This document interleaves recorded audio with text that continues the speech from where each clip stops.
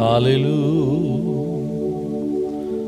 உம் சித்தம் போ என்னை என்றும் தற்பரனே நீர் நடத்தும்.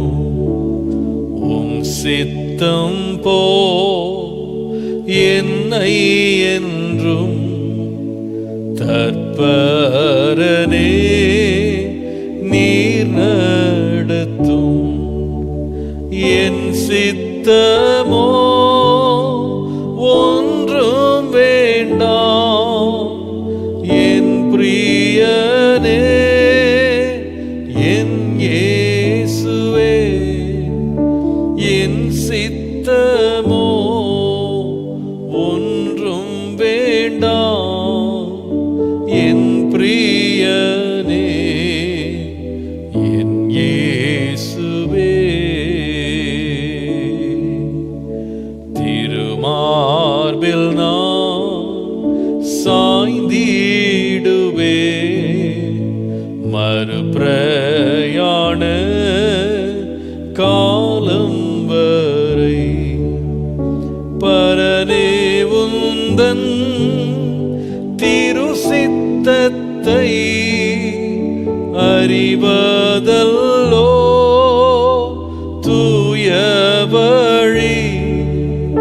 பரனே உந்தன் திருசித்தத்தை அறிவதல்லோ தூய வழி.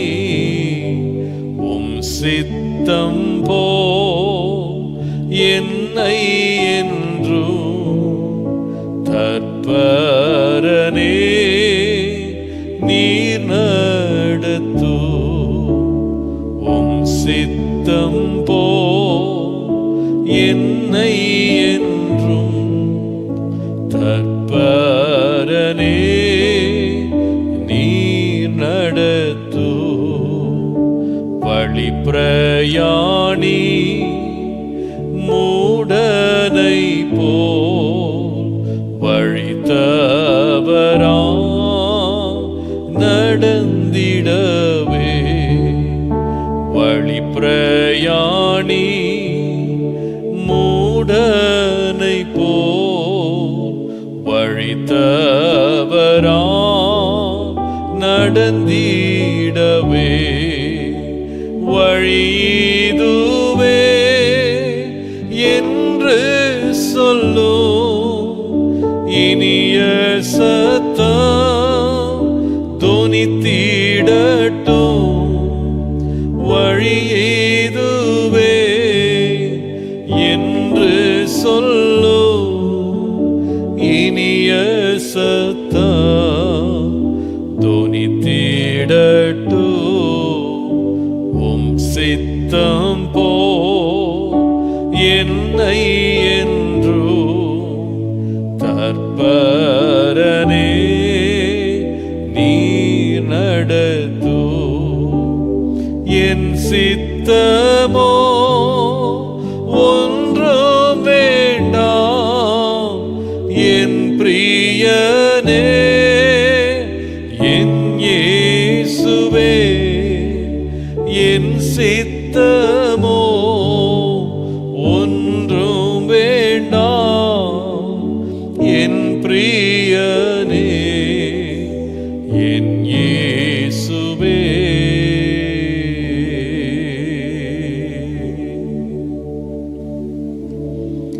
அன்பின் ஆண்டவரே, உம்மை நன்றியோடு நாங்கள் ஸ்தோத்திரிக்கிறோம், உம்மை நாங்கள் துதிக்கிறோம். Our loving God, we thank you with a grateful heart and we praise you, Lord. நீர் எவ்வளவு நல்லவர். How good are you, Lord. நீர் எவ்வளவு இரக்கம் உள்ளவர். How merciful are you, Lord. நீர் எவ்வளவு கிருபை உள்ளவர். How gracious are you, Lord. ஆண்டவரே, இன்றைக்கும் உம்முடைய சத்திய வசனத்தால் எங்கள் ஒவ்வொருவரையும் திருப்தியாக்குவீராக. Lord, even today may the Lord satisfy us by your word of truth, Lord. பரிசுத்த ஆவியானவர் எங்கள் நடுவிலே இறங்கி வந்து சகல சத்தியத்திற்குள்ளும் எங்களை நடத்துவீராக. May the Holy Spirit descend among us and lead us into all truth, Lord. நாங்கள் ஒன்றுமறியாத பேதைகள் ஆண்டவரே. Lord, we are fools and we know nothing, Lord. ஆண்டவரே, எங்களுக்கு உம்மை அறிந்து கொள்ள, உம்முடைய வேதத்தை புரிந்து கொள்ள எங்களுக்கு மாம்சத்தில் ஞானம் இல்லை அப்பா. Lord, we don't have wisdom in our flesh to understand you and to understand your word, Lord. நீர் இரக்கம் பாராட்டி எங்களுடைய மனக்கண்களை திறக்காவிட்டால் நாங்கள் ஒன்றையுமே புரிந்து கொள்ள முடியாது சுவாமி. Lord, if you don't show mercy and if you are not gracious to us, we cannot understand anything, Lord. இன்றைக்கு எங்கள் மேல் மனம் இறங்கும். Lord, be gracious upon us. உம்முடைய சத்தியத்தை வெளிப்படுத்தும். Lord, reveal your truth to us. உமக்குள்ளே எங்களை ஸ்திரப்படுத்தும். Establish us in you, Lord. உம்முடைய நாமத்தை இன்றைக்கு எங்கள் மத்தியிலே மகிமைப்படுத்தும். Glorify your name amidst us. இயேசுவின் நாமத்தில் பிதாவே. In Jesus' name we pray. Amen. Amen. Praise the Lord. கர்த்தருடைய நாமத்திற்கு மகிமை உண்டாவதாக. Praise the Lord. Glory be to the name of the Lord. 180 நாட்கள் தேவனுடைய வேதத்தை நீதிமொழிகளிலிருந்து தியானிப்பதற்கு தேவன் நமக்கு அளிக்கிற கிருபைக்காய் கர்த்தரை ஸ்தோத்திரிக்கிறேன். I thank God for giving us grace to meditate 180 devotions from the book of Proverbs. இந்த நாளிலேயும் ஆண்டவருடைய கிருபையினாலே நீதிமொழிகளின் புஸ்தகத்தை நாம் கிட்டத்தட்ட 124வது நாள்ல நம்ம தியானித்து கொண்டிருக்கிறோம். Today by the grace of God we are meditating this book on the 124th day. கர்த்தர் இம்மட்டு அளித்த கிருபைக்காய் கர்த்தருக்கு ஸ்தோத்திரம். I thank God for the grace that he has rendered so far. இன்றைக்கு தொடர்ந்து நாம் தியானிப்போம். Let us continue our devotion today. நீதிமொழிகள் 5ஆம் அதிகாரம் 7 முதல் 9 வசனங்களை நாம் பார்க்கலாம். Let us read Proverbs chapter 5 verses 7 to 9. மன்னித்துக் கொள்ளுங்கள், 7 முதல் 14 வசனங்கள். It is from 7 to 14. ஆதலால் பிள்ளைகளே, இப்பொழுது எனக்கு செவி கொடுங்கள், என் வாயின் வசனங்களை விட்டு நீங்காதிருங்கள். உன் வழியை அவளுக்கு தூரப்படுத்து, அவளுடைய வீட்டின் வாசலை கிட்டி சேராதே. சேர்ந்தால் உன் மேன்மை அந்நியர்களுக்கும் உன் ஆயுசின் காலத்தை கொடூரர்களுக்கும் கொடுத்து விடுவாய். அந்நியர் உன் செல்வத்தினால் திருப்தி அடைவார்கள்.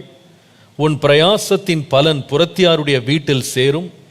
முடிவிலே உன் மாமிசமும் உன் சரீரமும் உருவழியும் போது நீ துக்கித்து, ஐயோ போதகத்தை நான் வெறுத்தேனே, கடிந்து கொள்ளுதலை என் மனம் அலட்சியம் பண்ணினதே, என் போதகரின் சொல்லை நான் கேளாமலும் எனக்கு உபதேசம் பண்ணினவர்களுக்கு என் செவியை சாயாமலும் போனேனே, சபைக்குள்ளும் சங்கத்துக்குள்ளும் கொஞ்சங்குறைய எல்லா தீமைக்கும் உள்ளானேனே என்று முறையிடுவாய்.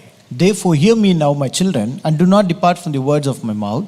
Remove your way far from her, and do not go near the door of her house, lest you give your honor to others, and your ears to the cruel one, lest aliens be filled with your wealth, and your labors go to the house of a foreigner, and you mourn at last when your flesh and your body are consumed, and say, how I have hated instruction, and my heart despised correction.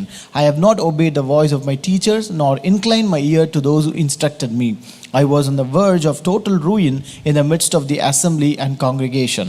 கர்த்தருடைய பரிசுத்த நாமத்திற்கு கனமும் மகிமையும் துதியும் ஸ்தோத்திரமும் உண்டாவதாக. All glory, honor and praise be to the name of the Lord. ஆண்டவருடைய அளவற்ற கிருபையினாலே இந்த வேத பகுதியிலிருந்து நாம் தொடர்ந்து சில நாட்களாக நாம் தரித்திருந்து தியானித்து கொண்டே இருக்கிறோம். By the grace of God we are continually remaining in the scripture portion and meditating from this. இதிலே முக்கியமான ஒரு காரியத்தை நாம் கற்றுக்கொண்டிருக்கிறோம். அது என்னவென்றால், நம்முடைய உறவுகளை நாம் எவ்வளவு ஜாக்கிரதையாக கையாள வேண்டும். So here we are learning an important thing as to how to maintain carefully and handle carefully other relationships. நான் இந்த பகுதியை எடுத்ததிலிருந்தே ஆரம்பத்திலேயே நான் சொல்லிக் கொண்டிருக்கிறேன், உறவுகள் என்பது மிகவும் இன்றியமையாதது, மிக முக்கியமானது, நம்முடைய வாழ்க்கையில மிகப்பெரிய தாக்கத்தை உண்டாக்கக்கூடியது. Right from the time I started this topic, I have been saying that relationships are integral, they are important and they have influence upon our life.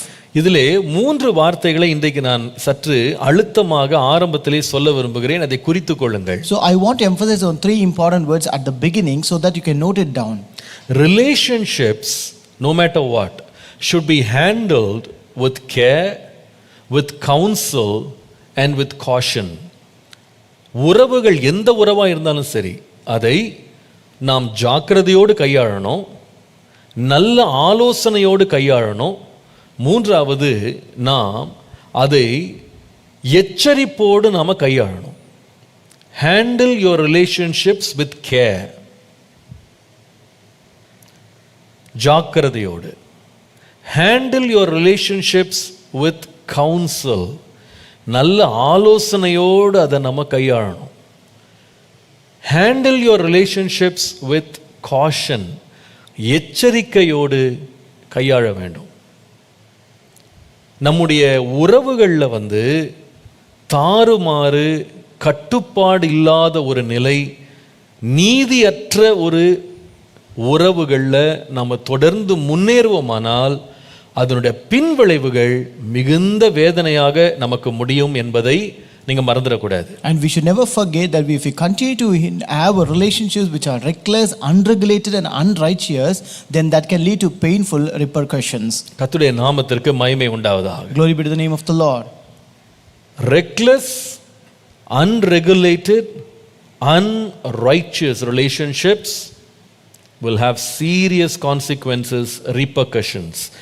இதனுடைய விளைவு வேதனை என்பது நமக்கு மாத்திரமல்ல, சில வேளையிலே நம்மை சார்ந்தவர்களுக்கும் எதிரணியில் இருக்கிறவங்களுக்கும், அல்லது இரண்டாம் நபர்னு சொல்கிறோம் பாருங்க, second person, sometimes to the third person, இது என்ன செய்யும்னா அஃபெக்ட் பண்ணும். These painful consequences can affect ourselves and also the person of the opposite, that is the second person, sometimes even the third person. தேவன் நமக்கு எதற்காக இந்த உறவுகளை ஏற்படுத்தி கொடுத்தார்? Why did the Lord make all relationships for us? மனிதனை தனியாகவே விட்டுருக்கலாமே. The Lord would have let man live alone. ஏன் மனுஷனுக்கு உறவை எல்லாம் உண்டாக்கி அவன் தனியா இருக்கிறது நல்லதில்லைன்னு ஆண்டவர் சொன்னார்? Why did the Lord create relationships to man and he said it is not good for man to live alone? ஆண்டவருடைய நோக்கம் அவன் துணையோடு வாழ வேண்டும். The purpose of God is that he should live with a partner. அவன் மகிழ்ச்சியோடு வாழ வேண்டும். He should live a joyful life. அவன் நல்ல பலத்தோடு வாழ வேண்டும். And he should live a life with strength. அவன் அந்த உறவின் மூலமாக பெரிய கனியும் பலனும் பின்விளைவும் நல்ல விளைவுகள் உண்டாக வேண்டும்ன்ற நல்ல எண்ணத்தோடு தான் கர்த்தர் உறவுகளை ஏற்படுத்துகிறார். The Lord creates and designs a relationship with a purpose that man should be fruitful and he should bring down rewards and also good consequences at the end. நம்முடைய வாழ்க்கையிலே நாம் சேர்க்கிற உறவுகளினுடைய முடிவு மகிழ்ச்சியாகவும் பிரயோஜனமுள்ளதாகவும் இருக்க வேண்டுமே தவிர முடிவில் வேதனையோடும் துக்கத்தோடும் முடியக்கூடாது. The relationship that we have in our life must make us rejoice and bring benefit to us and not make us regret at the end. கர்த்தருடைய நாமத்திற்கு மகிமை உண்டாவதாக. Glory be to the name of the Lord. அதனால தான் இந்த பகுதியில் நீண்ட தூரமாக இந்த ஞானி தன்னுடைய மகனுக்கு ஆலோசனை கொடுக்கும்போது பரஸ்திரியை பற்றி எச்சரிப்பாயிரு, அவளிடத்தில் நெருங்காத, அவள் வீட்டு பக்கத்திலேயே சேராத, எல்லா பெண்களையும் அல்லது எல்லா உறவுகளையும் ஒரே போல நினைக்காதப்பா, சில உறவுகள் உன்னை மிக பெரிய ஆபத்துக்குள்ளேயும் கேடுக்குள்ளேயும் கொண்டு போயிடும்ன்றதை மறந்துடாதேன்னு எச்சரித்து கொண்டே இருக்கிறார். That's why here the wise man cautions his son in this long passage saying that don't go near to the immoral woman, don't go near to her house, or don't be away, don't be with close to her, or otherwise don't handle all the relationships in the same manner, because the end it will lead you into danger. மூன்றாம் வசனத்துல சொல்றாரு, இப்படிப்பட்ட தாறுமாறாக வாழ்றவங்க, துன்மார்க்கமா வாழ்றவங்க, பாவத்துல வாழ்றவங்களுடைய உறவுகள், அவர்களோடு நீ வைக்கிற உறவுகளினுடைய ஆரம்பம் தேன் ஒழுகிறது போல இருந்தாலும், எண்ணெய் வடிகிறது போல ரொம்ப ஸ்மூத்தா தெரிஞ்சாலும், முடிவு எப்படி இருக்கும்னா ரொம்ப ரொம்ப டேஞ்சரஸா இருக்கும். In verse 3 he says, though this kind of immoral relationships or toxic relationships may appear like a honey at the beginning, they might be smoother than oil, but at the end it is always a danger. 14ஆம் வசனத்துல சொல்லுகிறாரு, இந்த மாதிரி நீ உறவுக்குள்ள நீ போவாயானால் முடிவில் நீ சொல்லுவாய், கொஞ்சம் குறைய எல்லா தீமைக்கும் உள்ளானேனே அப்படின்னு நீ சொல்லுவ ஒரு நாள். And in verse 14 he says, if you involve in such kind of immoral relationships, at the end you will say, I was on the verge of total ruin in the midst of the assembly. கர்த்தருடைய நாமத்திற்கு மகிமை உண்டாவதாக. Glory be to the name of the Lord. நான் நினைக்கிறேன் இந்த கொஞ்சம் குறைய எல்லா தீமைக்கும்ன்றத கூட அதை கூட அவர் பட்டியல் போடுறாரு, என்னென்ன தீமெல்லாம் இருக்குன்றத பட்டியல் போடுறாரு. So here when he says about the total ruin, he lists out what are the ruins that comes in our life. ஆண்டவருடைய பரிசுத்த நாமத்திற்கு மகிமை உண்டாவதாக. Glory be to the name of the Lord. இந்த பட்டியல்ல நம்ம கிட்டத்தட்ட ஒரு 4 காரியத்தையாவது நம்ம படிச்சிட்டு வர்றோம் ஒவ்வொரு நாளா. So we have been learning almost 4 things so far in this list. 9ஆம் வசனம் பாருங்க. Verse 9. முதலாவது பாதிக்கப்படுறது இந்த பெண்ணோடு நீ சேர்வாயானால் உனக்கு ஏற்படுற பிரச்சனை கனம், உன் கனத்தை இழந்து விடுவாய். So the first thing is that if you associate with such kind of women, you will lose your honor. உன் கனத்தை இழந்து, you will lose your, அங்கதான் முதல்ல அடி விழுது. So that is where the first problem starts. இரண்டாவது நம்ம கவனிச்சோம், நீ இப்படிப்பட்ட immoral womanோட நீ வாழுவாயானால் உன்னுடைய வருஷங்கள்ல உன் ஆயுசு நாட்களுக்கே பிரச்சனை வரும்ன்றார். Second he says, if you live with such immoral woman, then you will lose or waste all your years. உன்னுடைய years நீ இழந்து போவ. You will waste your years. மூன்றாவது அவர் சொல்றது, உன்னுடைய செல்வத்தின் மேல பெரிய பாதிப்பு வரும். அதை நீங்க 10ஆம் வசனத்துல வாசிக்கலாம். And in verse 10 you can read that there will be a great loss about his wealth. அந்நியர்கள் உன்னுடைய செல்வம், நீ சம்பாதிக்கிற செல்வத்தை அந்நியர்கள் சாப்பிடுவாங்க. The aliens will eat all your wealth that you have நீ எவ்வளவோ பிரயாசப்பட்டு சம்பாதிக்கிற பலன் புறத்தியார் ஒரு ஸ்ட்ரேஞ்சருடைய வீட்ல போய், ஒரு ஃபாரினர் வீட்ல போய் அது போய் சேரும். And all the labor that you have labored so far will go to the house of a stranger or a foreigner. கர்த்தருடைய நாமத்திற்கு மகிமை உண்டாவதா. Glory be to the name of the Lord. இப்போ இதெல்லாம் சொல்லிட்டு அவர் சொல்றாரு, நீ கடைசில துக்கப்படக்கூடாது. So he says at last, you should not mourn about this at the end. நீ கடைசில நான் எல்லா தீமைக்கும் ஆயிட்டேனே அப்படின்னு துக்கப்படக்கூடாது. You should not feel and mourn saying that I'm into the verge of total ruin now. இன்றைக்கு இந்த தகாத உறவுகளால் நமக்கு ஏற்படக்கூடிய 5வது பிரச்சனையை அங்க நீங்க வாசிக்கிறத நம்ம கவனிக்க போறோம். So today we going to listen about the 5th problem that this immoral relationships brings into our life. அதுல அவர் சொல்ற வார்த்தையை பாருங்க. Look at the verse he says. 14ஆம் வசனத்துல verse 14, சபைக்குள்ளும் சங்கத்துக்குள்ளும் கொஞ்சம் குறைய எல்லா தீமைக்கும் உள் ஆனேனே. I was on the verge of total ruin in the midst of the assembly and congregation. கர்த்தருடைய நாமத்திற்கு மகிமை உண்டாவதாக. Glory be to the name of the Lord. நல்லா கவனிங்க, இது இன்னைக்கு நம்ம கவனிக்க போற காரியம் முக்கியமான காரியம். So today we going to listen an important thing. உறவுகள்ல தாறுமாறும் கட்டுப்பாடு இல்லாத வாழ்க்கையும் நீதி இல்லாத வாழ்க்கை இருக்குமானா பாதிக்கப்படுற 5வது பகுதி என்னன்னு சொன்னா, நம்முடைய சமுதாயத்துல அல்லது இங்க சொல்லப்படுற சங்கம் சபைன்னு இருக்கு பாருங்க, மக்கள் கூடுற, நம்மோடு உறவு கொள்ளுகிற, நம்மோடு பழகுகிற நம்முடைய கம்யூனிட்டிக்கு நடுவில் ஒரு பெரிய அவமதிப்பு உண்டாகும். So when we maintain a reckless, unregulated and unrighteous relationship, the 5th problem that we'll encounter is we will have a great loss of reputation in the society and the community that we live in. You will be ruined among the congregation. அதாவது நீ எந்த சபைக்குள்ள சங்கத்துக்குள்ள நீ எந்த கூட்டத்துக்குள்ள இருக்கிறாயோ அவர்கள் நடுவே நீ சீரழிந்து போவாய் அல்லது நீ கெடுக்கப்பட்டு போவாய். You will be totally ruined amidst the congregation or the society or the community you live in. சில காரியங்களை இங்க கவனிக்கணும். So you have to listen to certain things today. பாருங்க, நம்ம ஒரு சொசைட்டில இருக்கிறோம். We are living in a society. நம்ம ஒரு கம்யூனிட்டில வாழ்றோம். We live in a community. நான் ஜாதியை பத்தி பேசல. That's not the meaning I'm talking about. நம்ம சுற்றி மக்கள் இருக்காங்க. So I'm not speaking about caste, but we have people living around us. நாம யாருமே எந்த இடத்துலயும் தனியா வாழவும் முடியாது, வெல்லவும் முடியாது. So no person can live alone, no person can overcome or win alone. Succeed alone. Become successful. We are all in integrated connections. நம்ம எல்லாரும் ஒரு கனெக்ஷன்ல தான் நம்ம வாழ்றோம். We all live in integrated connections. சில பேருக்கு சில கனெக்ஷன்ஸ் பிடிக்காம இருக்கலாம். Some people may not like certain connections. சில பேருக்கு சில கனெக்ஷன்ஸ் பாரமா தெரியலாம். Certain connections may appear to be a burdensome to some. சில கனெக்ஷன்ஸ் அவசியம் இல்லாததா தெரியலாம். Some connections appear unnecessary to some. But அந்த கனெக்ஷன்ஸ் நம்மள விட்டு போற வரைக்கும் அதோட வேல்யூ சில வேளை நமக்கு தெரியவே தெரியாது. But sometimes we don't know the value until that connections get disconnected from us. உதாரணமா பாருங்க, பெற்றோர். For example, parents. நிறைய பிள்ளைகளுக்கு அவங்க சொந்த பெற்றோர் பிடிக்காது, பக்கத்து வீட்டுக்காரங்களோட பெற்றோர் பிடிக்கும். Many children will not like their own parents, but they like their neighbors' parents. சில பேர் நினைப்பாங்க என் பெற்றோர் தான் பெரிய பாரம், பெரிய தொல்லை, பெரிய முட்டுக்கட்டையா எனக்கு இருக்காங்க. So many people consider that their parents are the great problem, great burden, and they are the obstacle for them. சில பேர் இருக்காங்க, அவங்களோட பாஸ் அவங்களுக்கு பிடிக்கவே பிடிக்காது. Some people will not like their bosses. அந்த பாஸே எனக்கு பிடிக்கல, அந்த அவரால தான் எனக்கு எல்லா பிரச்சனையும் அப்படினுவாங்க. I don't like that boss, my problem is just because of my boss. சில பேர் சொல்லுவாங்க எனக்கு ஃப்ரெண்ட்ஸே பிடிக்கல அப்படினுவாங்க. Some people will say I don't like friends. சில பேர் சொல்லுவாங்க எனக்கு சொந்தமே பிடிக்கல. Some people say I don't like relatives. எனக்கு சர்ச்சில் இருக்க யாருமே பிடிக்கல. I don't like people in my church.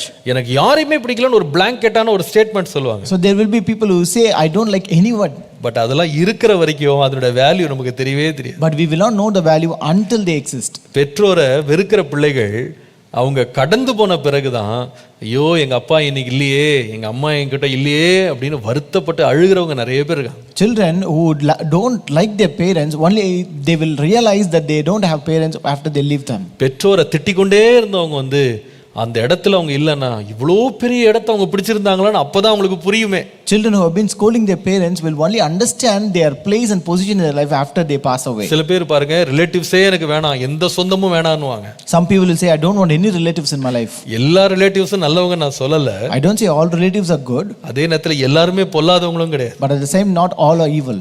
அது சில வேளையில எப்போ அதில் ஃபீல் பண்ணுவாங்கன்னா, கல்யாண வீட்டுக்கு வரும்போது ஒரு சொந்தக்காரனும் வரலன்னும் போது தான் அட நம்ம சொந்தங்களோட இவ்வளவு நாள் பழகாமலே போயிட்டோமே. So we will understand the value of relatives only in your marriages when no one is there. நண்பர்களே வேணான்னு சொன்னவங்களை பார்த்தீங்கன்னா அவங்க சொல்றதை கேட்டிருக்கேன். ஒரு ஆபத்து நேரத்தில் யாருக்கு ஃபோன் பண்ணது கூட எனக்கு தெரியலையேன்னு சொல்லுவாங்க. And to people who say that I don't like friends, they say I don't know whom to call in a danger. எனக்கு பக்கத்து வீட்டுக்காரங்களே பிடிக்காதுன்னு சொல்றவங்களை பார்த்தீங்கன்னா ஊருக்கு கிளம்பும்போது என் வீட்டை பார்த்துக்கிட்டுங்கன்னு சொல்றதுக்கு ஒரு ஆள் இங்கே இல்லையேன்னு யோசிப்பாங்க. And to people who say that I don't like my neighbors, they feel so much when they don't have no one to take care of their house when they leave the house. எனக்கு சபையே பிடிக்காது, எனக்கு எந்த சபையோடு எனக்கு உறவு வேண்டாம்னு சொல்றவங்க இருக்காங்க பாருங்க. People who say I don't like any people in the church, I don't want any relationship with my church. சில பேர் என்கிட்ட கம்ப்ளைண்ட் பண்ணிருக்காங்க. Some people have complained me. Pastor, எங்க வீட்ல இந்த மரணம் நடந்துச்சு, சர்ச்சில இருந்து ஒரு விசுவாசி கூட வரல. Pastor, we had a death in our house, but no believer from our church came to our death. எங்க வீட்டு கல்யாணத்துக்கு யாருமே வரல. No people came from our church to our wedding. சில பேர் என்னன்னா சர்ச்சுக்கு வரும்போது கூட பக்கத்துல கால்ட்ட கூட பிரைஸ் லார்டோ ஒரு கிரீட்டிங்கோ சொல்லவே மாட்டாங்க. Some people when they come to church, they don't even greet their neighbor who is sitting beside them. யாரோடையும் பேச மாட்டாங்க. They don't talk with anybody. அப்படியே வருவாங்க போயிடுவாங்க. They just enter and exit. அதுக்கப்புறம் அவங்க வீட்ல ஒரு துக்கம் நடக்குது, ஒரு சந்தோஷம் நடக்குதுன்னா யாரும் வர மாட்டாங்க. But if there's a joyful occasion or a sad occasion, no one will come to their house. சில பேர் பாருங்க, கல்யாணம்னும் போது இத்தனை வருஷமா சர்ச்சில் இருந்தோம், பக்கத்தில் இருக்கிற ஆள்கிட்ட ஒரு வார்த்தை பேசாம விசாரிக்காம எந்த உறவுமே கொண்டாடாம வெளியில நின்று நோட்டீஸ் கொடுக்குற மாதிரி கார்டை கொடுத்துட்டே இருப்பாங்க. So when you come to wedding, you can see certain people who have not even spoken any word with their neighbor will be standing outside and giving the wedding cards like posters. அவங்க பாத்தீங்கன்னா அந்த கொடுக்கிற ஆளுடைய பேர் உங்களுக்கு தெரியாது. They don't know the name of the person to whom they are given. அதனால பேரே எழுதாம கொடுத்துருவாங்க. Therefore they won't even write the names. வாங்குற ஆளுக்கும் யாரு கொடுக்கறாருன்னு தெரியாது. Even the one who is receiving don't know who is giving them. இவங்க என்ன சொல்லுவாங்கன்னா, சர்ச்சில் நான் 500 கார்டு கொடுத்துட்டேன். They will say I have given 500 cards in our church. அதனால 500 பேர் சர்ச்சில இருந்து வந்துருவாங்க. Therefore 500 people will come from our church. கடைசில பார்த்தா ஒரு ஆள் கூட வர மாட்டாங்க. At last not even a single person will attend it. கடைசில பார்த்தா அந்த கல்யாணம் நடத்தின பாஸ்டர் மட்டும்தான் அவங்களுக்கு தெரியும், அவர் மட்டும்தான் வந்திருப்பார். At last they know only the pastor who conduct the wedding and he would have attended the wedding alone. அதுக்கப்புறம் என்ன குறை சொல்லுவாங்கன்னா, என்ன சபை இது? Then they will say, what church is this? என்ன சபை? ஒரு ஐக்கியம் கூட இல்ல. There is no fellowship at all. ஏன் ஐக்கியம் இல்லைன்னா நீங்க ஐக்கியம் பாராட்டல. Just because you did not maintain a fellowship. 30 வருஷம் உங்களுக்கு அந்த அவசியம் தெரியல. You did not know the necessity for 30 years. மற்றவர்களோடு பேசுறதும் பழகுறதும் அந்த உறவுகளை பொறுமையா கட்டி எழுப்பணும்ன்ற உணர்வு இல்லாம நீங்க போய் அந்த காலங்கள் எல்லாம் வீணடிச்சதுனால உங்களுக்கு ஒரு தேவைன்னும் போது யாரும் வர மாட்டேங்கிறாங்க. Just because you did not know that you want to build such kind of relationships and wasted all your time, then they will not be no one coming to your occasions. நம்ம சபையில எல்லாம் பாத்தீங்கன்னா ஆண்டவர் கிருபையில இப்போ 10 டென்ஸ்ல இருந்தவங்க, அதாவது 10 பேர் 15 பேர் 20 பேர் 30 பேர்ன்றதெல்லாம் கடந்து நூற்றுக்கணக்கானவர்களா மாறி இப்போ ஆயிரக்கணக்கானவர்களா மாறிட்டாங்க. So in our church, by the grace of God, we who were in tens have converted to hundreds and now in thousands we are. இப்போ ஒரு சர்வீஸ்ன்றதை விட்டு இப்போ 5 சர்வீஸ் நடக்குது. So now we have 5 services. ஒரு சின்ன கொட்டகையில ஆரம்பிச்சது இன்னைக்கு 2 இடங்கள்ல பலவேறு நேரங்கள்ல நடக்குது. So the service which started in a one hatched hut, now we have services happening at many times in 2 places. இப்போ ஊழியர்களாக நாங்க என்ன முயற்சி பண்றோம்னா, நீங்க ஏதாவது ஒரு ஐக்கியத்துல இருங்கன்னு பலவிதமான ஐக்கியங்களை உண்டாக்கி கொடுக்கிறோம். So as pastors we are trying to create many fellowships so that you can be a part of any of these fellowships. Family ஃபெலோஷிப்ல இருங்க. You be a part of the family fellowship. வாலிபர் ஐக்கியத்துல இருங்க. You be a part of the teens ஃபெலோஷிப்ல இருங்க.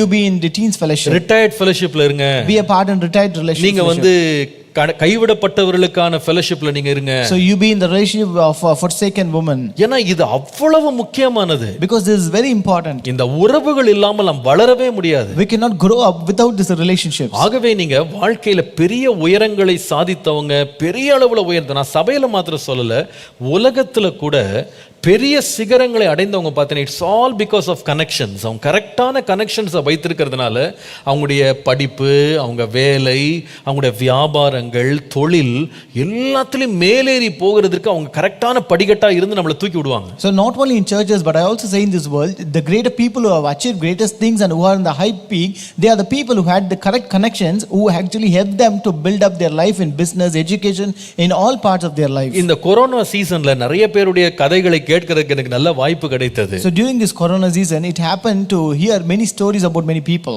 அதுல பாத்தீங்கன்னா சில நல்ல கதைகள் எப்படிப்பட்டதுன்னு கேட்டீங்கன்னா, சில பேர் தங்களுடைய பிசினஸ் கடையே திறக்க முடியாத மாதிரி ஆயிட்டாங்க. So in certain stories I heard that some people were not able to open their shops for business. எதுவுமே திறக்க முடியாது. They were not able to open their shops. ஆனா பிசினஸ் நடந்து கொண்டே இருந்தது. But business was going on. ஏன் சொன்னா அந்த கான்டாக்ட்ஸ் எல்லாம் பல வருஷமா அவங்க போன்ல அவங்களோட கான்டாக்ட்ல பர்சனலா இருந்ததனால கடை திறக்காட்டியும் வீட்டுக்கு போய் சப்ளை பண்ணிட்டு வந்துட்டாங்க. It's because they had personal contact with those people. They went, though they did not open the shops, they supplied everything to their houses. நான் பார்த்தேன் இந்த கொரோனா சீசன்ல ஒரு சில பேர் நம்ம சபையில கூட மரிச்சு போயிட்டாங்க. So I saw some people also died in a church during this corona season. ஆனால் அதுல பெரும்பாலான ஒரு மரித்தவர்கள் பார்த்தீங்கன்னா அவங்களுடைய அடக்க ஆராதனை ரொம்ப வேதனையாக தான் இருந்தது. ஏன்னா அது கவர்மெண்ட் நார்ம்ஸ் படி அது குழி ரொம்ப ஆழமா எடுக்கணும், எல்லாரும் அப்படிப்பட்ட ரெஸ்ட்ரிக்ஷன்ஸ் இருக்கும்போது கூட அவர்களோடு நின்னவங்க யாருன்னா பல வருஷங்களாக அவங்களோட உறவு கொண்டிருந்தாங்க பாருங்க. அவர்கள் அந்த இடத்துல அந்த துக்கத்தின் வேளையில அவர்களோடு பங்கு கொண்டாங்க. So majority of the people who died during this corona, it was really grievous for us because people they have to even the funeral service had to go according to the norms and restrictions of the government.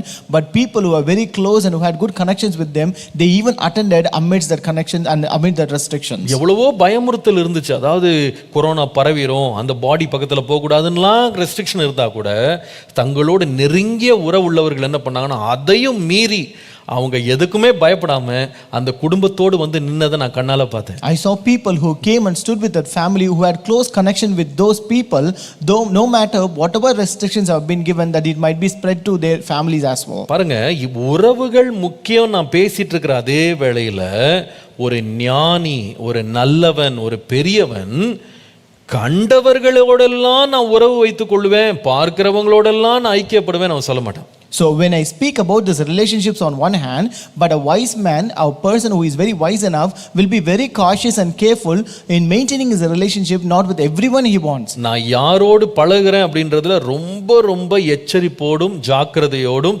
தெளிவோடும் இருப்பாங்க. So they will be very careful, cautious and very clear with whom they are involving with. வாழ்க்கையில சமுதாயத்துல ஊழியத்துல உயர்ந்த யாரை வேணா நீங்க பாருங்க. You can see any person who have grown up in their life, in their society, even in their ministry. அவங்க பார்த்தீங்கன்னா யாரோட நான் ரொம்ப நெருங்கி பழகுறேன் அப்படின்றதுல குறித்து அவங்க ஒரு ரெஸ்ட்ரிக்ஷன், ஒரு பவுண்டரி வச்சிருப்பாங்க. They have a boundary with whom they move around.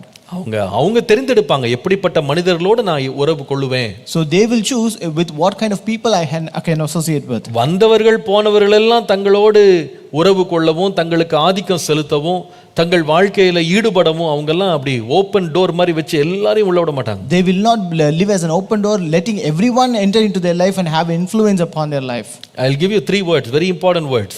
Great people don't let relationships in their life casually, carelessly, or even out of compulsion. Very important words to note. வாழ்க்கையில் உயர்ந்த பெரியவர்கள் பார்த்தீங்கன்னா அவர்களோடு உறவு கொள்ளும் மனிதர்களை அவங்க வரவேற்கும் போது அவங்க சர்வசாதாரணமாக அல்லது கவலை இல்லாமல், கருத்தில்லாமல், ஜாக்கிரதை இல்லாமல் அல்லது கட்டாயத்தின் பேரிலும் மற்றவர்கள் அவர்கள் மேல் ஆதிக்கம் செலுத்துகிற உறவுகளை அவங்க திறந்து கொடுக்காம எச்சரிப்பா இருப்பாங்க.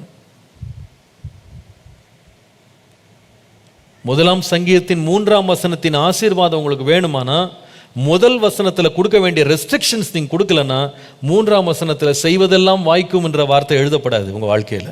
If you need the blessings that is being written in the Psalm 1:3, then without the restriction that is given in Psalm 1:1, you cannot receive that blessing. நீங்கள் கனி தருகிற வாழ்க்கை வேண்டுமா? If you need a fruitful life, செய்வதெல்லாம் வாய்க்கணுமா? whatever you do should prosper. யார்கிட்ட விலகணும், யார்கிட்ட நடக்கக்கூடாது, யார்கிட்ட உட்காரக்கூடாது, இதெல்லாம் ரொம்ப கவனிக்க வேண்டிய காரியம். You should take care with whom you should walk, with whom you should not sit, with whom you should not stand. ஏன் தெரியுமா? அவர்களுக்கு தெரியும், எந்த உறவாக இருந்தாலும், நல்ல உறவாக இருந்தால் அது என் வாழ்க்கையில் பெரிய மேன்மையை கொண்டு வந்துடும். தீய தகாத உறவாக இருந்தால் என் வாழ்க்கையை நாசமாக்கணும். உங்களுக்கு Because they know very well that relationships, if it is good, that brings great exaltation in their life, and if it's bad, that will ruin their life. I want to say 3 important things. தவறான உறவுகள், அதனுடைய பின் விளைவுகள் எப்படிப்பட்டதாக இருக்கும்னா, முதலாவது, இவைகள் ஆரம்பத்தில் பின் விளைவுகள் வெளிப்படையாக தெரியவே தெரியாது. The consequences of immoral relationships are generally hidden in the beginning. ஆரம்பத்தில் அது மறைந்தே இருக்கும். So it will be always hidden in the beginning. இது எப்படின்னு சொன்னா, விதைகளைப் போல. It is like seeds. விதையை விதைக்கும் போது அநேக வேளையில் அது பயிரா களையான்னு தெரியாது. So when you sow a seed, you don't know whether it is a weed or it is a field. இது வந்து பயிரா களையா. So whether it is a field or a weed. இல்லை, whether it is crop, it's a grain or it is a tear. களைகளா வரப்போதா, இது நல்ல பயிரா விளைய போதா தெரியாது. We don't know whether it will come up as a tear or as a grain. காலத்து கழித்து தான் அது விளைஞ்சு வரும்போது தான் இது பயிறு அப்படின்னு தெரியும். Only when it germinates and grows up, you'll know that it is a grain. Evil relationship கூட அப்படிதான். ஆரம்பத்தில் ரொம்ப இனிப்பா இருக்கும், தேன் ஒழுகிற மாதிரி இருக்கும். But it takes a lot of time. Even relationships are same. At the beginning it might be dripping like honey, but it takes time. ஆரம்பத்தில் அது it will be hidden. Number 2, it takes time to reveal itself.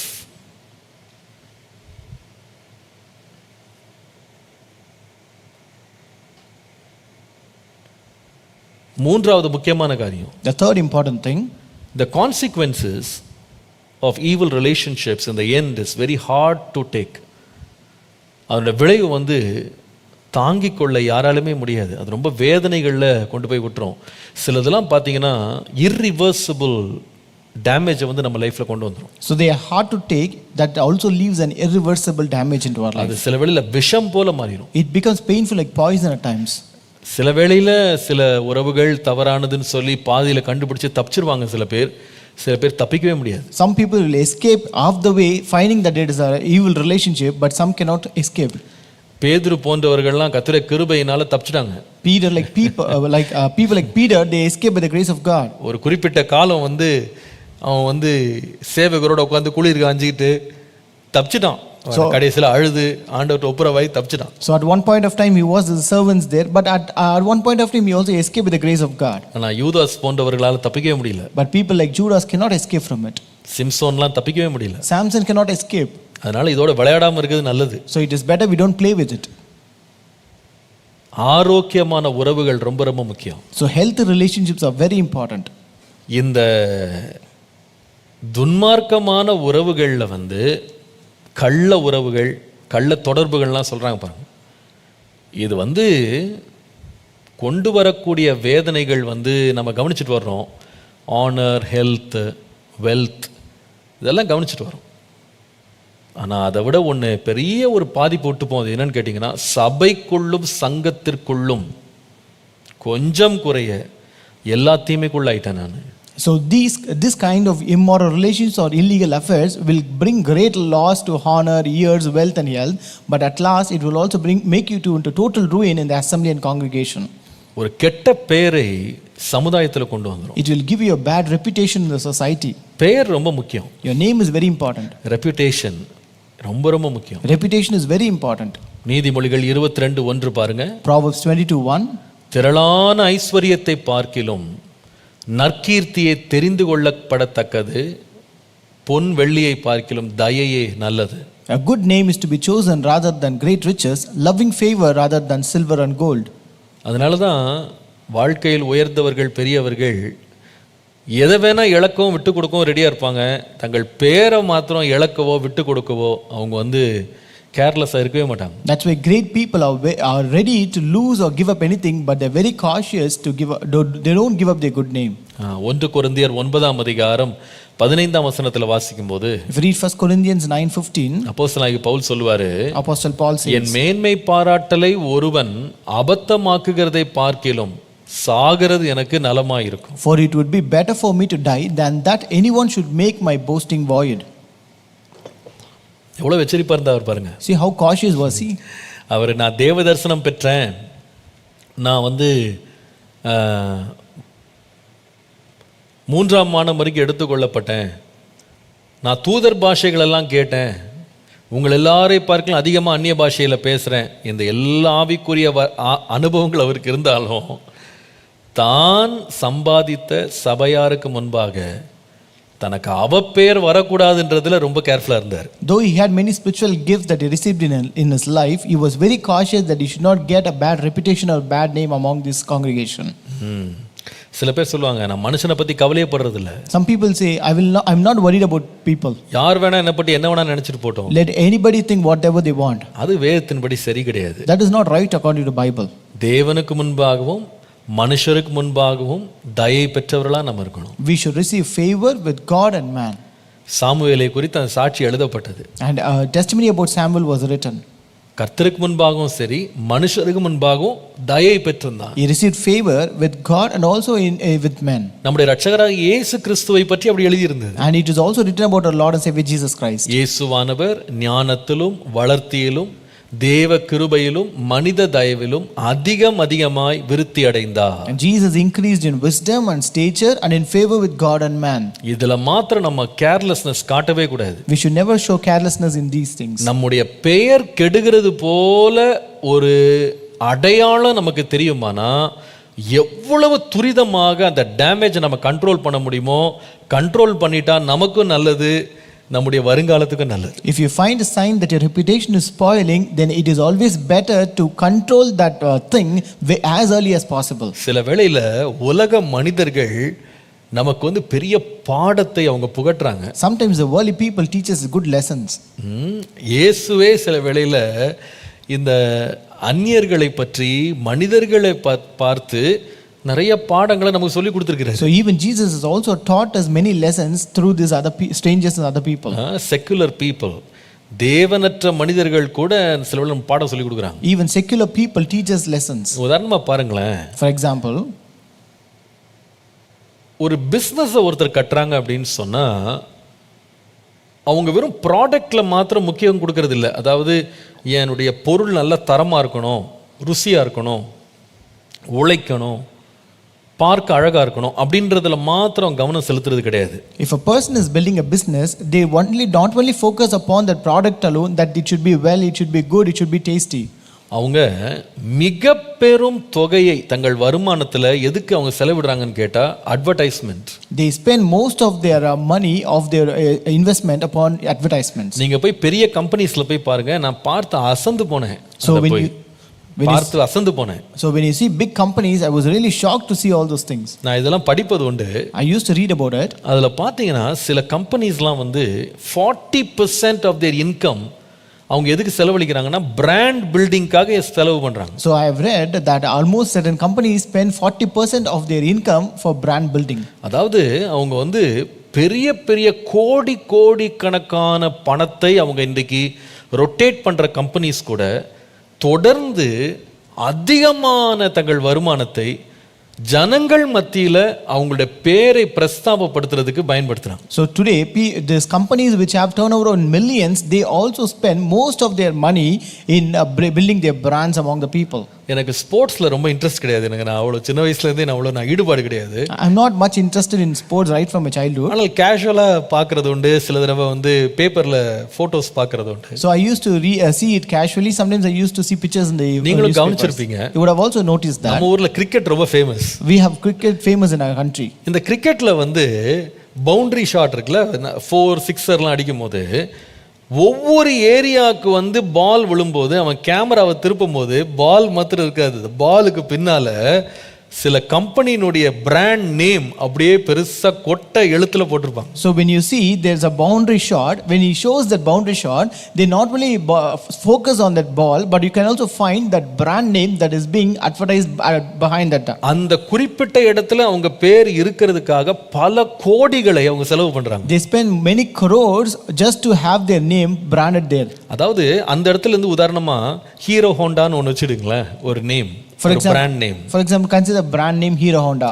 Sony, For example, Sony. Vivo phone. இதெல்லாம் பாத்தீங்கன்னா அவங்க வந்து ஒரு குறிப்பிட்ட இடத்துல அந்த பேரை எழுதுவாங்களே தவிர அது சத்தம் போட்டு கூட சொல்ல மாட்டாங்க. So they will just write that names in certain places, they don't even shout the names. அது டிஸ்ப்ளேல மட்டும் தான் இருக்கும், சத்தமே போடாது. That will be only in display, not in words. ஆனா அத பலமுறை பார்வையாளர்கள் பார்க்கும்படி வைப்பாங்க. But they will see it, that viewers will see very often. அதை வந்து பார்த்து பார்த்து பார்த்து அவங்க மனசுக்குள்ள அந்த பேரை பதிய வச்சிருவாங்க. And they will see that and they will try to imprint that name in their hearts. அவங்களுடைய போடுற சட்டையை பார்த்திருக்கீங்களா? விளையாடுறவங்களுடைய சட்டையை பார்த்திருக்கீங்களா? Have you seen the dress the players wear? அது பல பெயர்கள் அதுல அப்படியே சின்ன சின்ன துண்டு துண்டா எழுதி ஒட்டியிருப்பாங்க. You can see many brand names that is printed on their dress. அந்த லோகோவை அந்த சட்டையில அவங்க வந்து இன்க்ளூட் பண்றதுக்கு பல கோடிகள் அவங்க செலவழிக்கிறாங்க. They spend many crores just to include that logo of their brand in their dress. ஏன்? Why? அடுத்த முறை நீங்க ஒரு ஷூ வாங்கணும்னு ஒரு கடைக்கு போனீங்கன்னா, next time if you want to get a shoe and you go into a shop, உங்க வாழ்க்கையிலே நீங்க நைக்கி ஷூ பார்த்திருக்க மாட்டீங்க, ரீபாக் பார்த்திருக்க மாட்டீங்க, அடிடாஸ்ன்றது உங்களுக்கு பார்த்து போட்டு கூட மாட்டீங்க. ஆனா அதையே நீங்க டிவியில பார்த்து பார்த்து பார்த்து கடைக்குள்ள போனா உங்க மைண்ட் எப்படி இருக்கும்னா, உலகத்திலே பெஸ்ட் ஷூ என்னன்னா நைக்கி ஷூஸ் தான், அடிடாஸ் தான். இந்த மாதிரி பிராண்ட்ஸ் வந்து உங்க மனசுல ஆழமா பதிஞ்சிரும். அது we have not chosen that Nike or Reebok or Adidas earlier, but when you enter the shop, because that you have seen those brands already, you consider them to the best brands in the world. உங்களுக்கு டிவியை பத்தி ஏன் தெரியாது, பியும் தெரியாது, ஒன்றும் தெரியாது. ஆனா கடைக்குள்ள போனீங்கன்னா நீங்க அட்வர்டைஸ்மெண்ட்டை தொடர்ந்து சோனின்னு பார்த்தா உங்க மனசுல என்ன பட்டுரும்னா, இந்த சோனியை தவிர சிறந்த ஒரு டிவி உலகத்துல இல்லவே இல்லை. So if you don't know anything about the televisions, but if you enter a shop, just because you have seen that Sony name again and again, you will consider that to be the best brand in this world. அடிக்கடி பாருங்க டிவில KFC advertisement வருது வச்சுக்கிடுங்களேன். So just consider if you get a KFC advertisement very often. நீங்க காரை எடுத்துட்டு உங்க பிள்ளைகளை நீங்க டிராவல் பண்ணி போவே முடியாது. You cannot take your car and travel with your children. அவன் தூரத்துல அந்த கலரையும் அந்த 3 எழுத்து இருக்கு பாருங்க, KFCன்ற எழுத்தை பார்த்துட்டானா எனக்கு அதை வாங்கி கொடுக்காம நான் இங்க இருந்து போக மாட்டேன்னு அடம் பிடிக்க ஆரம்பிச்சு. So once they see that color from far distance and find that KFC letters, then they want that they ask you to get it. இந்த மெக்டொனால்ட்ஸ் தான் வெறும் ஒரு M தான் இருக்கும்.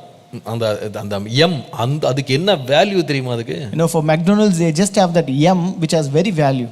அதுல உள்ள இருக்கிற பொருள் வந்து அது சுத்தமா இருக்கா, அது நல்ல ஆரோக்கியமானதா, அதெல்லாம் பிரச்சனை இல்லை, அதை நான் சாப்பிடணும். The product that is present inside, whether it is healthy or whether it is good, but you want to eat it.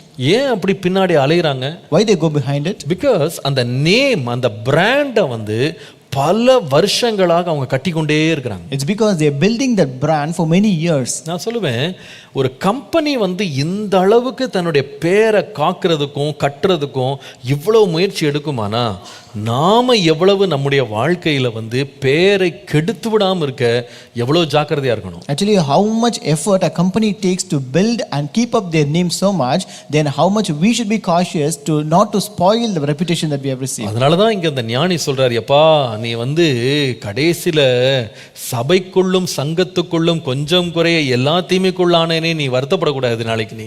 That's why the wise man here says that you should not mourn or grieve at last, saying that I was on the verge of total ruin in the midst of assembly and congregation. தேவனுடைய பிள்ளைகளாகிய நாம் நம்முடைய பெயர்களை காத்துக் கொள்வதில் ஜாக்கிரதையா இருக்கணும். We being children of God, we should be very careful about keeping a good name. நீங்கள் 1 தீமோத்தேயு 3ஆம் அதிகாரத்துக்கு வருவீர்களானா, if you come to 1 Timothy chapter 3, அங்கே ஒரு கண்காணியானவன், ஒரு பிஷப் எப்படி இருக்கணும், அவருடைய சுபாவங்களை வந்து 16 சுபாவங்களை பட்டியல் போடுறாரு. So here he lists almost 16 qualities of a bishop. அதுல மிக முக்கியமான ஒரு சுபாவம் வந்து 7ஆம் வசனத்தின் கடைசி பகுதியில் புறம்பானவர்களால் நற்சாட்சி பெற்றவனாய் இருக்க வேண்டும்னு போட்டிருக்கு. And one among it that you can find in 1 Timothy 3:7, moreover he must have a good testimony among those who are outside. அப்போஸ்தலர் 22ஆம் அதிகாரம் 12ஆம் வசனத்துக்கு வருவீர்களானால், If you come to Acts 22:12, அனனியா என்கிற ஒரு தேவ மனுஷனை பற்றி பவுல் சொல்லுகிறார். அவன் தேவ தரிசனங்களை பெற்றுக் கொண்டிருந்தவன். here Paul says about a man named Ananias who have received good testimony. ஆனால் அவனை குறித்து வாசிக்கிறோம், சகல யூதராலும் நல்லவன் என்று சாட்சி பெற்றவனுமாகிய அனனியா. So here we read about him having a good testimony with all the Jews who dwelt there. அதாவது அந்த யூதர்கள் அவனுடைய மத சம்பந்தமான காரியங்கள்ல அவங்களுக்கு ஈடுபாடு கிடையாது. அவங்களுக்கு இவரோட ஒருமித்த கருத்து கிடையாது. they didn't agree with his religion. கிறிஸ்தவத்தை அவங்க ஏற்றுக்கொள்ளல.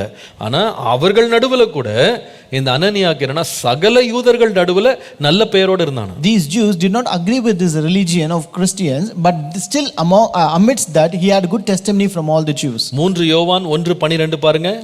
3 John 1:12. அங்கே தெமித்ரேயு என்கிறவனை பற்றி படிக்கிறோம். Here we read about Demetrius. தெமேத்ரியு எல்லாராலும் நற்சாட்சி பெற்றவனாய் இருந்தான்னு அங்கே எழுதுகிறார். It is written Demetrius had a good testimony from all. அப்போஸ்தலர் 10ஆம் அதிகாரம் 22ஆம் வசனம் வாசித்து பாருங்க. If you read Acts 10:22, கொர்நேலியு என்கிற 100க்கு அதிபதி. we read about Cornelius the centurion. அவனை குறித்து வாசிக்கிறோம், யூத ஜனங்கள் எல்லாராலும் நல்லவன் என்று சாட்சி பெற்றவனாகிய கொர்நேலியு. Here we read that he has a good reputation among all the nations of the Jews. அவன் யாருன்னா Roman. He was a Roman. யூதர்களை அந்த அரசாட்சி, ரோமர்களுடைய அரசாட்சி நசுக்கி கொண்டிருந்தது, ஆட்சி செய்தது, அவர்கள் மேல் மிகப்பெரிய சுமையை சுமத்தினது. ஆனா அவர்கள் நடுவில் ரோமனா இருந்தா கூட எந்த யூதர்கள் மேல் அவன் அரசாட்சி செய்தானோ அந்த யூதர்கள் எல்லாத்தையும் நல்ல பேர் வாங்கியிருந்தானோ. This Roman empire was the one crushing these Jews and ruling them, but amidst that he received from a good reputation from these Jews. நீங்கள் அப்போஸ்தலர் 9:36 வாசிப்பீர்களானால், if you read Acts 9:36, தபித்தாள் என்கிற ஒரு விசுவாசியை பற்றி படிக்கிறோம். we read about a disciple named Tabitha.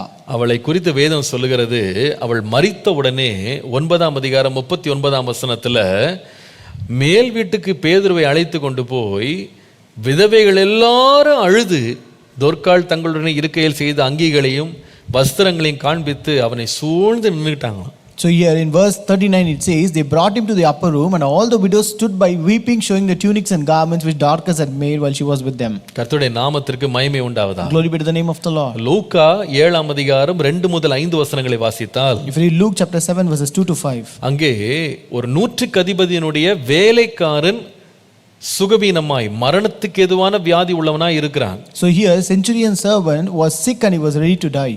அப்போ இவரை இந்த 100க்கு அதிபதியினுடைய வேலைக்காரனை சுகமாக்க வேண்டும் என்று சிபாரிசு செய்தது யாருன்னு கேட்டா அந்த பகுதியில் உள்ள அத்தனை யூதர்களும் இயேசுவிடம் சிபாரிசு பண்ணாங்க. So it was all the Jews present in that place who recommended Jesus to heal that servant of centurion. அவர்கள் சொல்றாங்க பாருங்க 4ஆம் வசனத்துல, In verse 4 they say, கருத்தாய் வேண்டிக் கொண்டு சொன்னாங்களா, நீர் இந்த தயவு செய்கிறதுக்கு அவன் பாத்திரனாய் இருக்கிறான், நம்முடைய ஜனத்தை நேசிக்கிறான், நமக்கு ஒரு ஜெபாலயத்தையும் கட்டினான். So they begged him earnestly, it seems, saying that he was the one who is worthy to be healed, for he loves our nation and has built us a synagogue.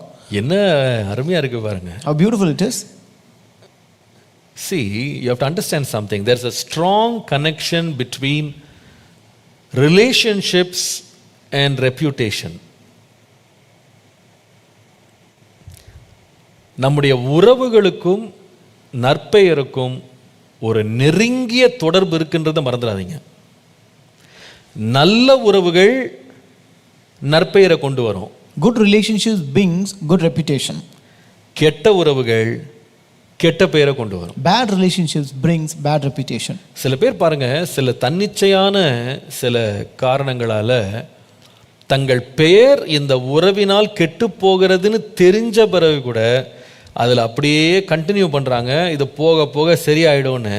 But அவங்களுக்கு தெரியல எவ்வளோ பெரிய ஒரு டேமேஜை அவங்களுக்கு உண்டாக்குதுன்னு அவங்க தெரியல. Some people having known that this relationship is spoiling their name and reputation so much, but still they continue to stay in that relationship no matter whatever happens, but they don't know that this will cause a great damage to their relationship. நான் சில பேரை பார்த்துருக்கிறேன். I have seen certain people சில தவறான உறவுகளில் தொடர்ந்து போகும்போது அநேகருடைய வெறுப்பையும் அநேகருடைய கோபத்தையும் அநேகருடைய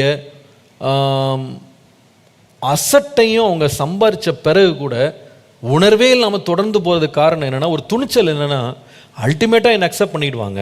So many people I've seen who earn unnecessary despising, unnecessary anger of the people, though they continue that bad relationships, but they just go not even caring about it because they think that ultimately they will be accepted, received. They will be received. அல்டிமேட்டா நான் receive பண்ணிடுவாங்க. So they will be received ultimately, they think. But நான் நிறைய பேரை பார்த்துருக்கேன், சில பேர் வந்து வேற வழி இல்லாமல் ஏற்றுக்கொள்ளப்பட்டார்களே தவிர அவர்களுக்கு ஆரம்பத்திலிருந்து அந்த ரெஸ்பெக்ட் வந்து அது போயிடும். But I've seen certain people who have been accepted because they had no other way, but they would have lost that honor or respect they had earlier. எத்தனையோ குடும்பங்கள் அது நடந்திருக்கு என்பதற்கு உங்கள் அநேகருக்கு அநேக காரியங்கள் தெரியும். And many of you also know many things that these kinds of incidents happen in many houses. சில பெற்றோர், சில பிள்ளைகள் என்ன பண்ண வேற வழி இல்லை, தப்பு தான் செய்கிறாங்க, என்ன பண்ண என் பிள்ளையா போயிட்டானே அதனால ஏற்றுக்கொள்றேன் என்ற ஒரு நிர்பந்தத்திற்குள்ள தான் போய் அதை செய்கிறாங்களே தவிர மனதார அவர்களுக்கு அதில் பற்றி ஒரு மரியாதையோ ஒரு சந்தோஷமோ அதில் கிடையாது. Certain parents forcefully accept it and receive it, saying that no other go, we have no other go, because they are our children, so they are committing a mistake, but no other go, we have no other way, so we are accepting it. இதில் நம்ம கொஞ்சம் எச்சரிப்பாகவே இருக்கணும். So we should be very careful in this. யாரோட நான் ரொம்ப நெருங்குறேன், with whom I am actually intimate with, யாரை என்னோடு நெருங்க விடுறேன், and whom am I letting people to come with me, whom am I opening doors for, whom am I going after. Both are very important. நான் யாரை பின்தொடர்ந்து போறேன், யாரை என்கிட்ட நெருங்க விடுறேன், whom am I opening doors for and whom am I going after. இது ரெண்டுத்துக்குமே நம்ம கையில உத்தரவாதம் இருக்கு. And we have the responsibility for both the things in our hand. ஒருவரிடம் நெருங்கவும் நம்மளால முடியும், ஒருவரை விட்டு நாம பின்வாங்கவும் நம்மளால முடியும். So we can get closer to someone and we can come away from someone. அதே வேளையில இன்னொருத்தரை நம்மளை நெருங்க விடவும் நமக்கு வந்து அதிகாரம் இருக்கு, நெருங்க வந்தவர்களையும் புறக்கணிக்க நமக்கு அதிகாரம் இருக்கு. And at the same time we have the power or authority to let people come closer to us and also avoid them. நம்முடைய வாழ்க்கை ஒரு வீடில் ஒரு கதவில்லாத வீடு போல இருக்க கூடாது. Our life should not be like an open door with like a house without a door.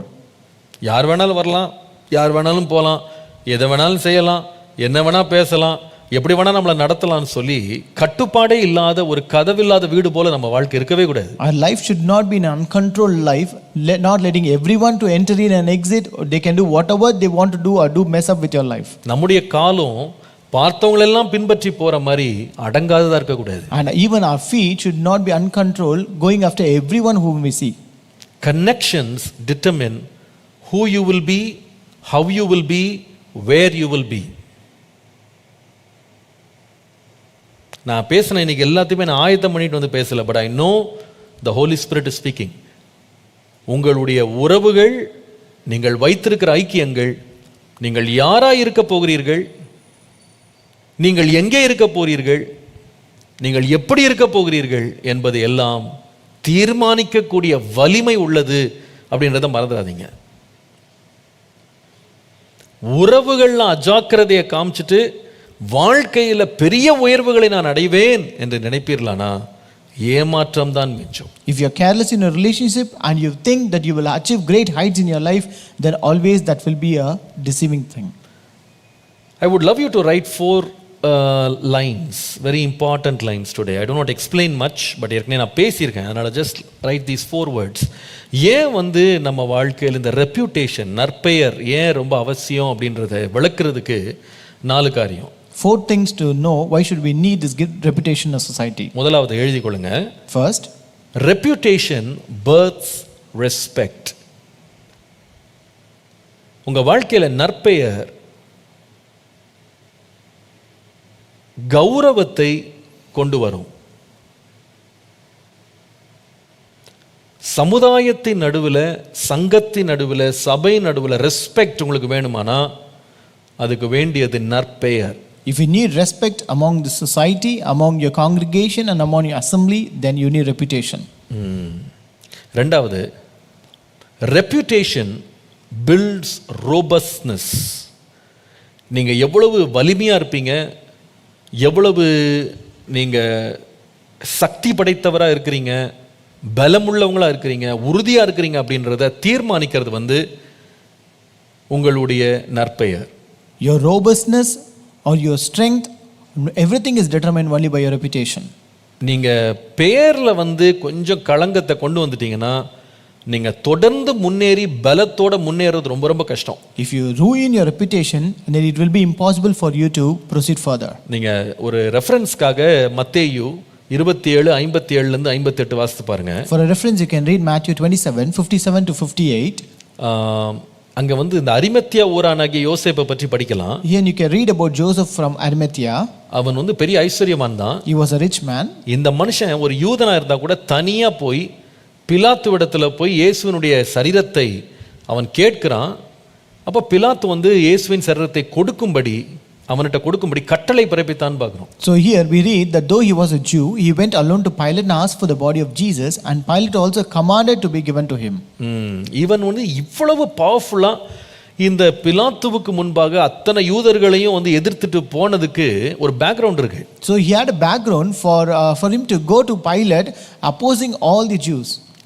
யூதர்கள் எவ்வளவு எதிர்த்து கொன்னே போட்டாலும் இயேசுவை கொண்டு போட்டாலும் யூதர்கள் நடுவிலே வாழ்ந்த ஒருவன் அவங்கள பார்த்து பயப்படாம தைரியமா தனியாள போய் இயேசுவின் சரீரத்தை வாங்கிட்டு போயிட்டான். Though Jews opposed and killed Jesus, being a Jew, he went very boldly amidst them and got the body of Jesus. அதுல அநேக காரணங்கள்ல ஒரு காரணத்தை ஆண்டவர் எனக்கு காண்பித்தாரு. லூக்கா 23ஆம் அதிகாரம் 50 ல இருந்து 51 நீங்க குறித்தமா வாசித்து பாருங்க. So one of the many reasons you can find in Luke chapter 23 verses 50 and 51. அவன் உத்தமனா இருந்தான், நீதிமானா இருந்தான். So he was just and a good man. அவன் வந்து தேவ ராஜ்யத்திற்காய் காத்து கொண்டிருந்தான். And he was waiting for the kingdom of God. 51ஆம் வசனத்துல verse 51. யூதர்களுடைய ஆலோசனைக்கும் செய்கைக்கும் சம்மதியாதவனுமாய் இருந்தானா. He had not consented to their decision and deed. எப்படி இருந்தான் பாருங்க. How was he?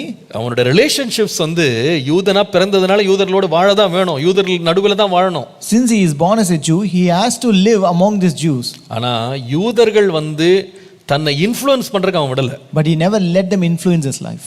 யூதர்களோடு சம்மதியாமல் இருந்தான். He was not consented about them. அவனுக்கு இருந்த தைரியம் என்னன்னு கேட்டீங்கன்னா, முடிவில் ராஜாவுக்கு முன்னாடி நின்று, அதிபதிக்கு முன்பாக நின்று, தேசாதிபதிக்கு முன்பாக நின்று இயேசுனுடைய சரீரத்தை கேட்டு வாங்கினா அதை எந்த யூதனும் எதிர்த்து போய் தடுக்க முடியல பாருங்க. So the boldness that he had was he was able to stand before the governor and ask for the body of Jesus, and no Jew opposed it.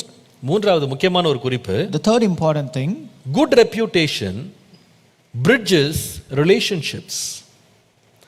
உறவுகள், நல்ல பெயர் உங்களுக்கு இருக்குமானா நல்ல உறவுகளை அது வந்து இணைக்கும், கொண்டு வந்து இணைக்கும். நீங்க நற்பெயரை காத்து கொள்வீர்களானால் உங்களுக்கு நல்ல உறவுகள் தேடி வரும். If you have a good reputation, then you will invite good associations. நீங்க வந்து இப்படிப்பட்டவர்களோடு நான் ஐக்கியப்படணும், இவங்கெல்லாம் என்னோட சம்பந்தம் பண்ணணும், இவங்கெல்லாம் எனக்கு நெருங்கி வரணும், நீங்க எல்லாம் அவங்க பின்னாலே ஓட வேண்டியதில்லை. உங்க பேரை காத்துக்கிட்டீங்கன்னா போதும், அவங்க எல்லாம் உங்களை தேடி வருவாங்க. You need not go behind people to have their connections or associations, but they will come seeking you. நீங்க உங்களுக்கு இருக்கிற வாழ்க்கையை ஒழுக்கத்தோடும் கற்புள்ளவர்களாக நற்பெயரோடு ஒழுக்கமா நீங்க வாழ்ந்துட்டீங்கன்னா தேசத்தின் பெரியவர்கள், அறியாத பெரியவர்கள் கூட உங்களை தேடி ஒரு நாள் உங்க பக்கத்துல வருவாங்க. So when you live a life, moral life and chaste life with a good reputation, then people and great people of your nation will also come seeking you. 2 நாளாகமம் 9ஆம் அதிகாரம் 1ஆம் வசனத்துல வாசித்தா, 2 Chronicles 9:1, ஆரம்ப கட்டங்கள்ல வந்து சாலமோன் ராஜா வந்து ஒரு நற்பெயர், ஒரு பெரிய கீர்த்தி அவனுக்கு இருந்தது.